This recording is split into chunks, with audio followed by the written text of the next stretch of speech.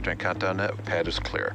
10, 9, 8, Launch auto sequence has 7, started. 6, 5, 4, 3, 2, 1. Go for launch.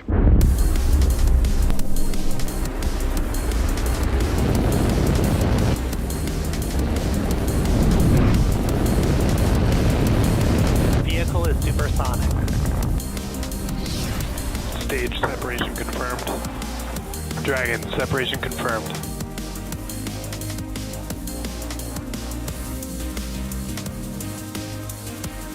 Stage 1 is transonic. Landing legs have deployed.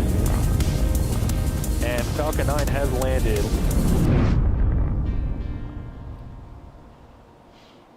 You're looking at a live view of Falcon 9 set to lift off in just about 7 minutes from now. Welcome to our 18th launch of the year and 45th Starlink mission overall. My name is Ian McCullough, and I'm a sales manager here at SpaceX. I'll be your host today as we follow Falcon 9's launch from Florida's Kennedy Space Center, Launch Complex 39A, the same launch pad that we launched NASA's Crew 4 mission from a little over a week ago.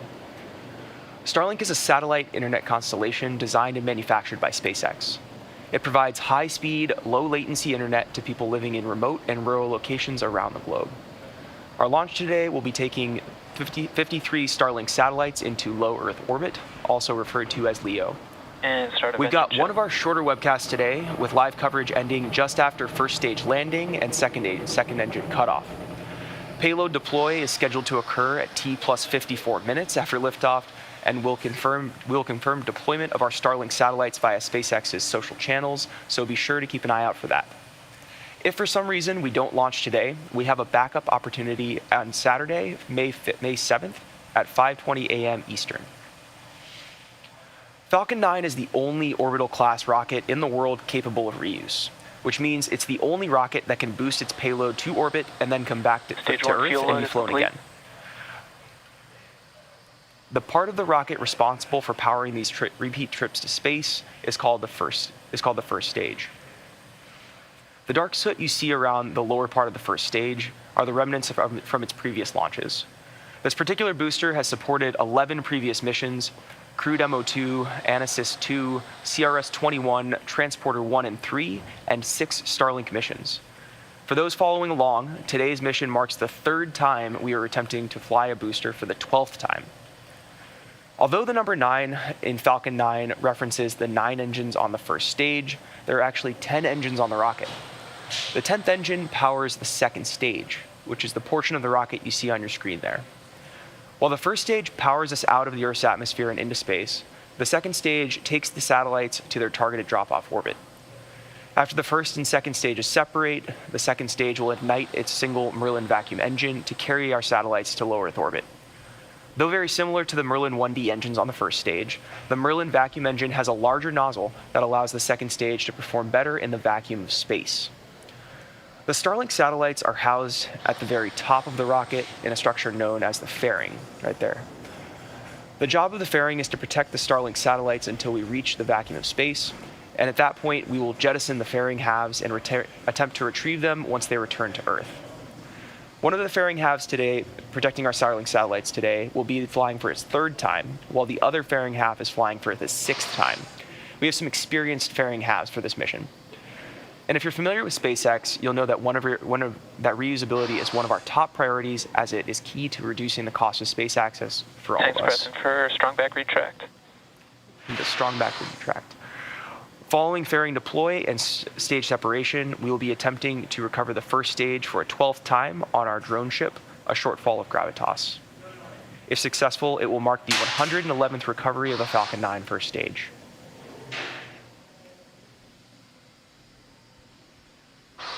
And the clamp arms are opening up. You just saw the strong back start to open its clamp arms, located right under the fairing there, just below the numbers on your screen. A strong back is part of the transporter erector, or TE. We use it to roll the rocket out to the pad and raise it to its vertical launch position.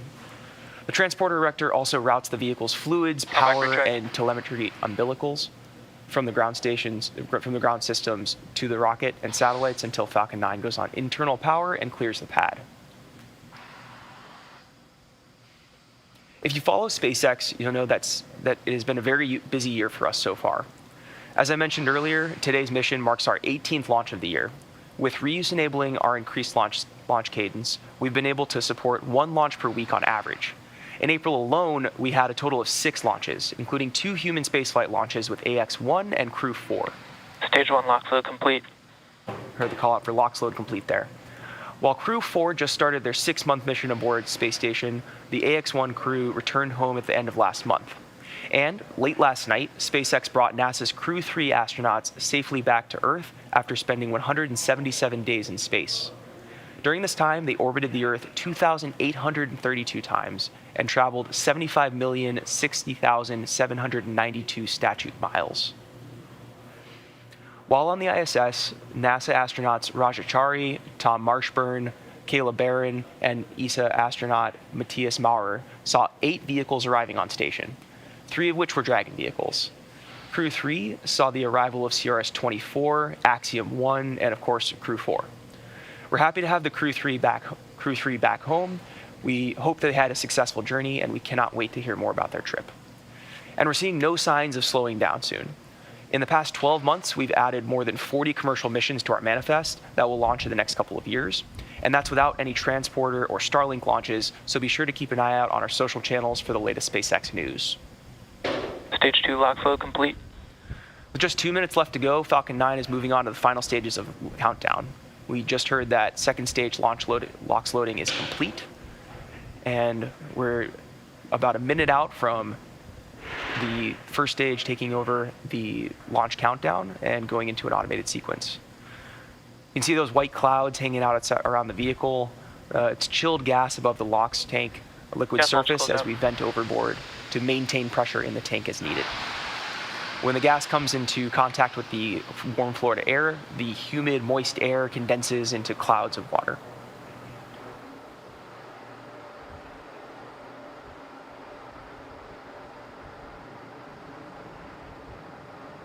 About 5 seconds, we'll head up into startup.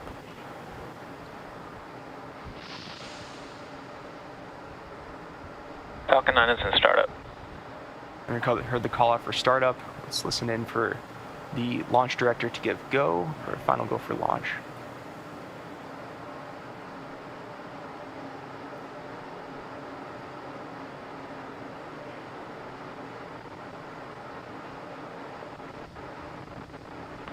Falcon 9, Starlink LD is go for launch. Never heard the call out.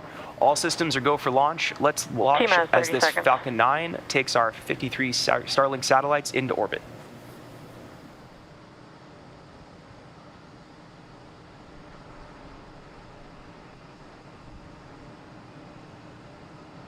T-minus 15 seconds.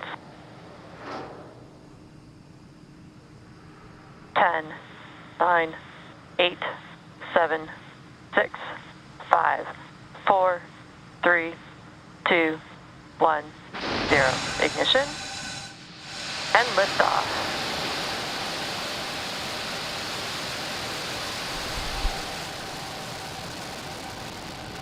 Vehicle is pitching downrange. M1D chamber pressure is nominal.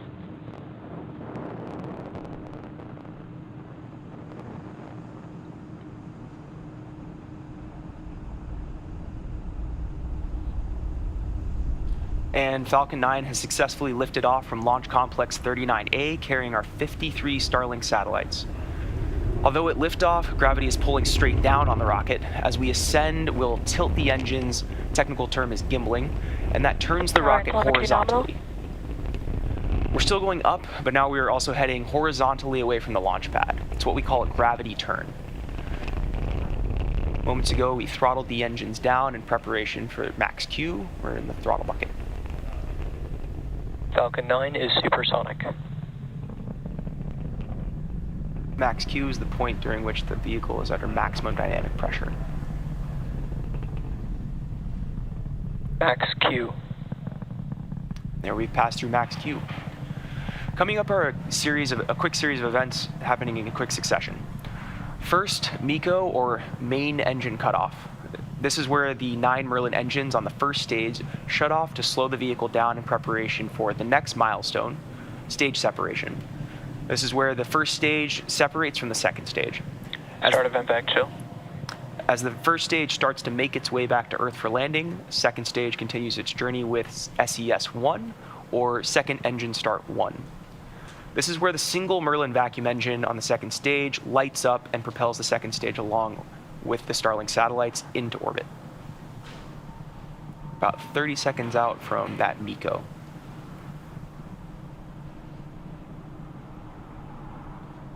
As the rocket heads up into space, you'll start to see the plume at the aft end of the rocket begin to spread out. That's as the pressure alleviates from the bottom of the vehicle. You can there isn't as much pressure holding in that plume.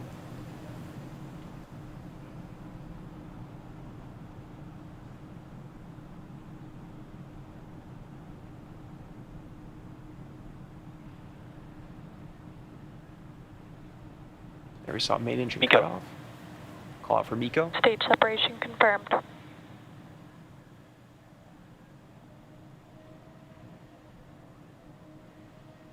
And back ignition.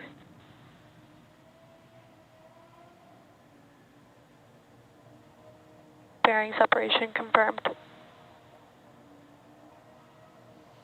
And we just saw main engine cutoff, stage separation, second engine startup, and fairing deploy. With the fairing halves separated, the satellites are now exposed to the vacuum of space above the second stage of the rocket on the right-hand side of your screen there. While the second stage is doing its job, the first stage is coming back home to Earth and will execute 2 burns. The first is the entry burn. It's a 3-engine burn that helps to slow the stage down.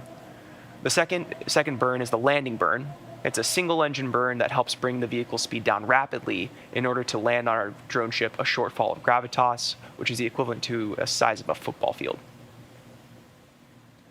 If you're just joining us, we had a successful Both liftoff. vehicles are on nominal trajectories. We had a successful liftoff from Launch Complex 39A, completed a main engine cutoff, stage separation, second engine start 1, and fairing deploy. And now the second stage is taking our 53 Starlink satellites to their targeted drop-off orbit in low Earth orbit, while the first stage is making its way back home for the 12th time. On the left side of your screen there, the first stage is descending. Acquisition of signal, Bermuda. The Falcon 9 first stage is equipped with 4 landing legs made of carbon fiber with aluminum honeycomb. These are placed symmetrically and stowed at the base of the vehicle and deployed just prior to landing.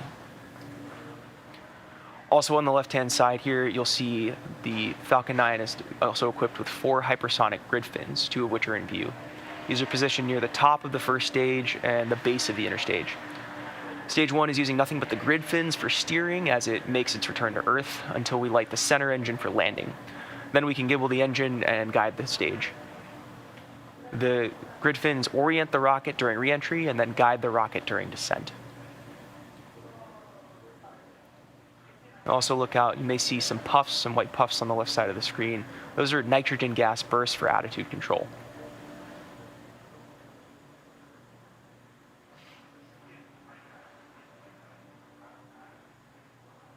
Really cool view of the first stage on the left-hand side there. Some small debris in the atmosphere. Both stages continue to follow nominal trajectories. I heard a call out for both stages are on nominal trajectories.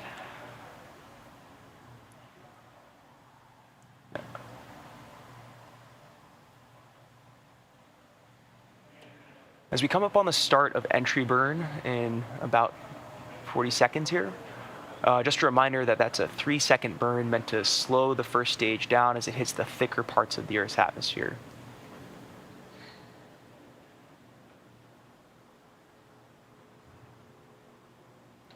Right-hand side of the screen got a great view of stage 2 heading out into Leo.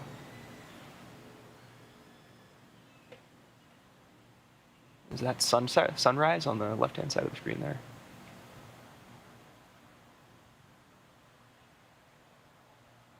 Coming up on entry burn. Stage 1, FDSS. Stage 1, entry burn, startup.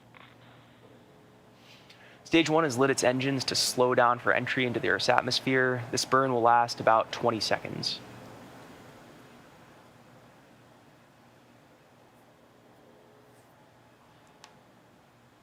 Stage 1 entry burns shut down.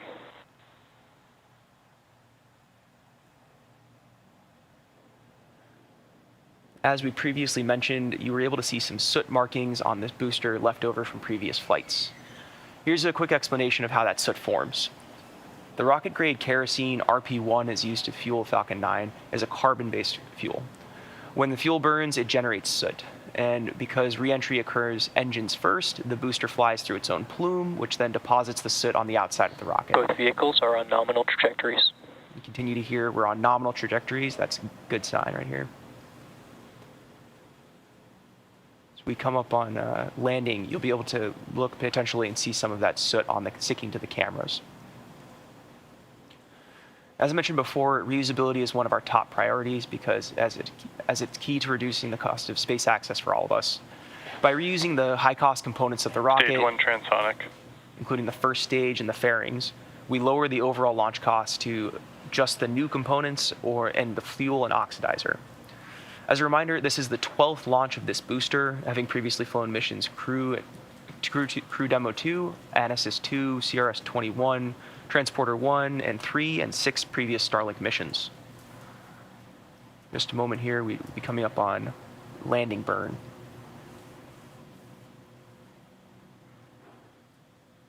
Stage 1 landing burn. So stage 1 has begun its landing burn. This is its final burn before touchdown to land on the drone ship. This burn lasts about 20 seconds as well. I'll look at that, a clear view. Landing leg deploy.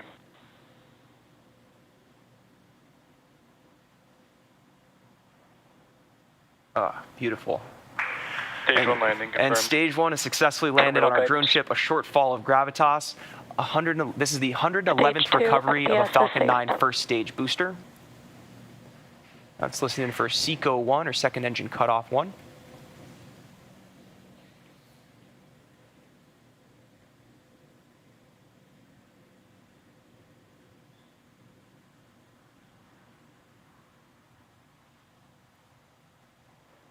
SECO.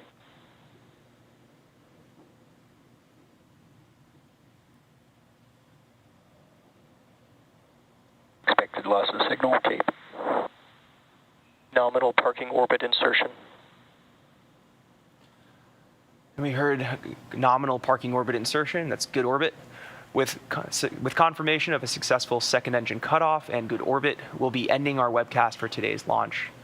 For those of you who want to keep following this mission, we will be confirming payload deploy via our social channels. Thank you to the Federal Aviation Administration for supporting today's mission. Of course, thank you to our viewers for turning in bright and early, and big thank you to our Starlink customers